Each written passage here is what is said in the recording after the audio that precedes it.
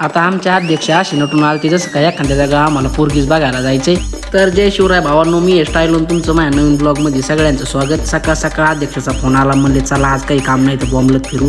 मग काय तिघ जण गाडी बसलो तर निघालो बोंबलत फिरत. तर अध्यक्ष म्हणले लढे जरा कमी करा, आता लढे करायला यायचं मिटायला यायचं, त्याच्यामुळे आम्ही काय घाबरत नाही भैया. मग अध्यक्षाने डायरेक्ट इशारा सुटोमखड केला, म्हणलं आता नाद नाही राहिला गाड्या. इथं सगळे आपल्याला आपले कॅन्डिडेट भेटले होते. मग मस्त अध्यक्षाने सगळ्या लश्या वाटिल्या. आता लश्या मी वाटते म्हणून आज समजू नका याचं बिल वीज देणार आहे, ह्याचं बिल सगळं अध्यक्ष देणार आहेत आज. कारण अध्यक्षाच्या मागे आम्ही आलेलो इथं. सगळ्या लश्या वगैरे वाटल्या आणि लश्या सगळे पिले. मग सगळ्या लश्या देऊन म्हणलं आता आपल्याला बी एक घेऊन टाकावं. तर अध्यक्षाच्या मनात आला असं एवढे नासकी एका जागेवर आले, म्हणलं आपले दाबून आणणार येतं. मग पाणी बॉटल घेतली, मग आम्ही निघलो परत घराच्या दिशेने. मग गाडीत बसलो तर बोंबलत परत निघालो उन्हात आणायचं. म्हणलं आता काय नाद नाही राहिला गाडी, आता उन्हात विषय पंपात होणार आहे. मग तेवढ्यात गाडी उभा केली साईडला. म्हणलं उन्हात आणायचं एकदा थांबून घेऊ.